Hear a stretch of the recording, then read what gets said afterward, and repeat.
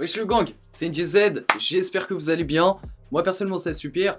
Moi je pense que je vais rien t'apprendre, t'as vu le titre hein. 3 histoires de rappeurs sombres, j'espère que vous allez kiffer, c'est des histoires vraies. N'hésitez pas à liker, abonnez-vous à la chaîne, activez les notifications. Aikimiri dans la description pour les ensembles, les vêtements et tout ça. On se retrouve à la fin, bon visionnage.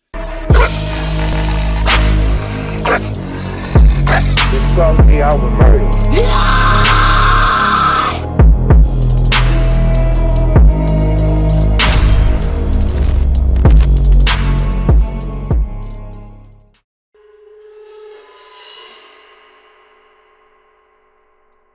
La première histoire, elle est à Birmingham, en Angleterre, et elle concerne Limps, qui est un rappeur qui avait pas mal de buzz. Comme tu peux voir à l'écran, plusieurs de ses clips faisaient des millions, et t'en as même un qui se rapproche des 10 millions. I did it all on my own. I remember when I couldn't get a call on my phone. Did a bird, now I'm home. Yeah, I'm back. Most my friends still behind the door, so I gotta go with the drone. Et en fait, la plupart de ces sons, ils sortaient sur la chaîne de Link Up TV, qui est quand même assez populaire en Angleterre. Je pense que la plupart d'entre vous, vous connaissez déjà le blaze. Et ce qu'il faut savoir avec ce mec, c'est qu'au fur et à mesure, il commençait à avoir de plus en plus de personnes qui l'écoutent. Il avait même fait un tour en prison en 2012, après l'arrestation de 19 personnes pour trafic d'armes et de drogue. J'ai vu qu'aussi, il y a une autre histoire qui a tourné. Quand il avait 24 ans, en fait, il était chef d'un gang de trafiquants de drogue. Et la police, ils étaient venus à son domicile, ils avaient retrouvé une arme de poing, 6000 livres en espèces et un colis avec de l'héroïne, de la coke. Et le tout, ça faisait à peu près une valeur de 20 000 livres. Bref, le 28 septembre 2018, Golimowski, un homme de 30 ans, il était tranquillement chez lui avec sa copine. C'est-à-dire que voilà, il se reposait, il était dans son lit, c'était tranquille. Plus précisément dans son appartement à Bedford. Et le problème, c'est que la veille, en fait, il avait volé de la drogue et de l'argent à un ami du rappeur. Sauf que ce soit le rappeur ou son pote, personne n'a envie de lâcher ça. Un jour plus tard, le rappeur, son ami et 3 autres personnes, ils vont profiter de la nuit et débarquer chez lui avec des suites à capuche. Et malheureusement, tu connais la suite. Regarde les caméras.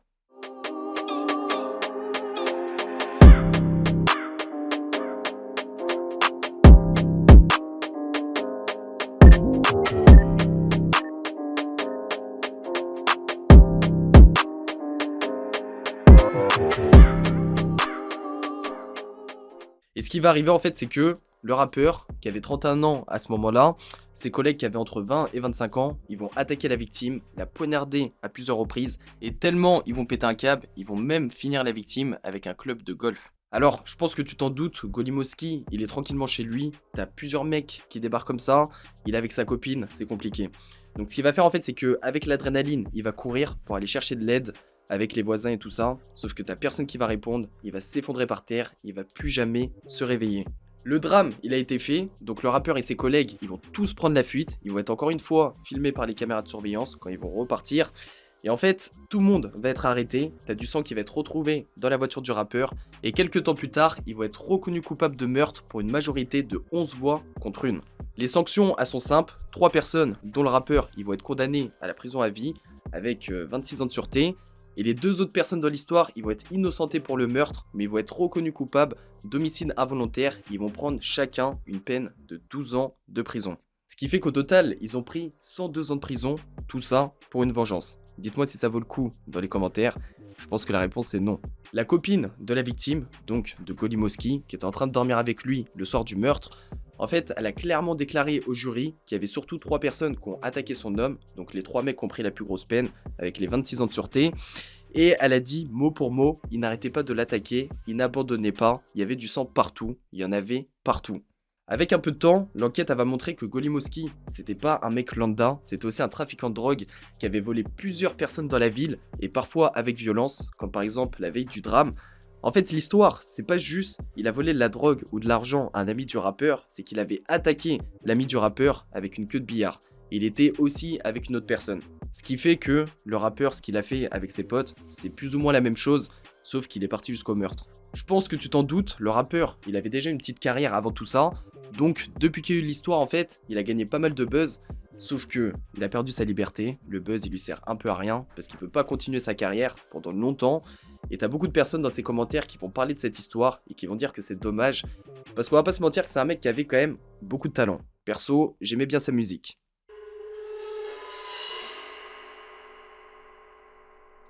La deuxième histoire, elle est plus rapide que la précédente. On va parler d'un rappeur plus connu, Lil Wayne. Je pense que tout le monde ici le connaît. Et en fait, cette histoire, elle date de 94. Lil Wayne, à cette époque, il avait 12 ans. Je pense qu'il y a beaucoup de personnes qui connaissent l'histoire, mais moi, de base, je la connaissais pas. À cette époque, dis-toi qu'il était passionné par la musique, et ce jour-là, il avait menti à sa mère par rapport à ses cours.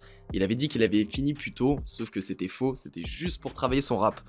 Le truc qui va se passer, c'est qu'il va rentrer chez lui, il va se retrouver tout seul, et dès qu'il va arriver à son domicile, enfin au domicile de sa mère, il va recevoir un appel de sa tante, et elle va lui dire « Elle a tout découvert, mon garçon, tu vas te faire botter le cul, tout ce rap, elle va le prendre, elle va le jeter. » Donc, comme je t'ai dit juste avant, Lil Wayne c'est quelqu'un qui, même s'il a 12 ans, il est déjà passionné à mort par la musique. Donc, en fait, quand il reçoit l'appel, il va péter un câble. Il va péter un câble, il va se dire, mais qu'est-ce qu'a fait ma mère et tout ça?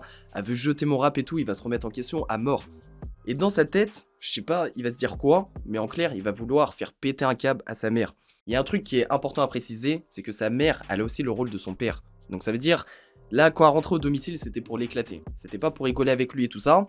Et la décision qu'il va prendre, c'est qu'il va passer un coup de fil, il va appeler la police, après il va mettre de la musique dans sa maison, et il va aller chercher l'arme à sa mère. En fait, c'est un 9 mm qui était dans un tiroir à sa mère.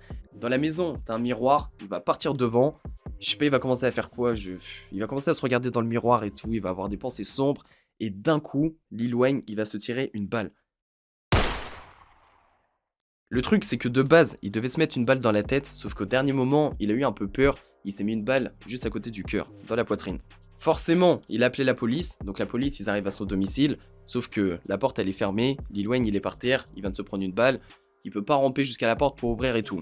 Et si t'as bien suivi le truc, il y a la musique à fond dans la maison, vu qu'il s'est tiré une balle et t'avais la musique sur la télé, ça veut dire il peut pas crier, enfin il peut rien faire. Bref, ce qui va se passer, c'est que la police, ils vont rentrer dans son domicile, ça va prendre du temps et tout ça, mais ils vont réussir à rentrer. Et le plus important de l'histoire, c'est que quand les policiers, ils rentrent dans son domicile, ils vont voir que Lil Wayne, il est couché par terre en sang, il y a tout le monde qui va l'enjamber, parce qu'en fait, les flics, quand ils sont venus, ils cherchent de la drogue et des armes, et t'as qu'un seul policier connu sous le nom de Oncle Bob, qui contrairement à ses collègues, en fait, il va dire clairement, allez pas chercher la drogue, les armes et tout ça, t'as un petit là qui est par terre, il en sent, il va mourir. Parce que à ce moment-là, en fait, tous les policiers, ils vont être matrixés par la drogue et tout. Et vraiment, le policier, il est choqué. Genre, même s'il travaille, même si c'est une perquisition ou n'importe quoi, il se dit, là, il y a un enfant par terre, faut l'aider, sinon, il va mourir. Derrière, le policier, il va tout faire pour Lil Wayne, il va l'emmener à l'hôpital, Lil Wayne, il va faire une intervention chirurgicale. Il y a beaucoup de personnes qui pensaient que cette histoire de base c'était un accident, mais en fait à Lil Wayne quelques années plus tard, il a déclaré que c'était une tentative de suicide, qu'il en avait marre de sa mère, qu'il n'était pas d'accord avec elle par rapport au rap et tout. Et voilà, c'est comme ça justement qu'on a su qu'il visait la tête et qu'au dernier moment, il a tiré dans sa poitrine. Au passage, en 2019, il en a profité pour aller voir Oncle Bob, le policier qui lui a sauvé la vie. Il lui a même proposé de l'argent et tout, sauf que le policier, il a dit non. Vraiment, c'était juste pour lui qu'il a fait ça, il veut rien en retour.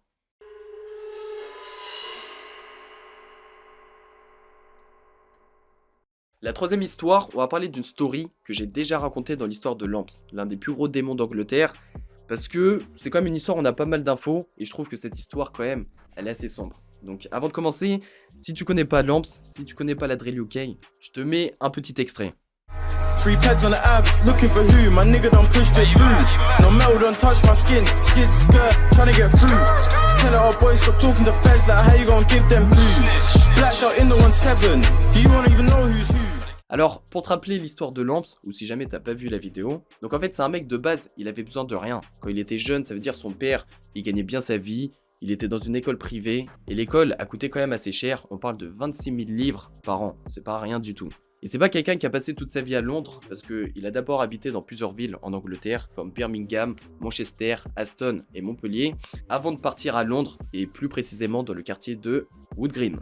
Et ce mec, il fait partie d'un gang, et comment il a rejoint un gang, c'est super simple, il sortait de l'école, t'as un mec de Wood Green, il est parti le voir, il lui a dit en clair, si tu veux, tu peux venir avec nous, faire des sous, vendre et tout, ta famille, elle va être protégée, viens avec nous, etc. Lamps, il a dit oui, et par la suite, il a commencé à traîner avec des mecs de Wood Green. Ce qui fait que Lamps, aujourd'hui on dit que c'est le plus gros démon d'Angleterre, ou qu'il en fait partie, ça veut dire que c'est devenu un membre de gang respecté, et t'as même sa mère.